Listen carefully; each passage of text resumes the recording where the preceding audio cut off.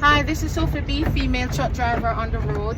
So I missed my friend's funeral. I'm here stuck in snowstorm.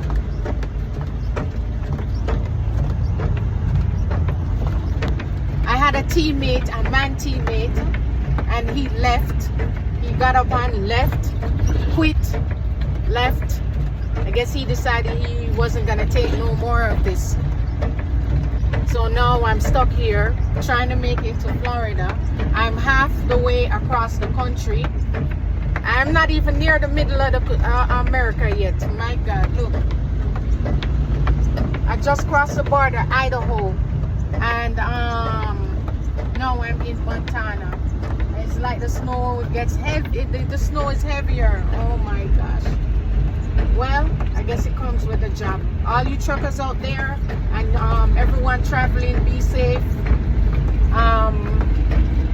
I hope you're not stuck on the road like me for Christmas.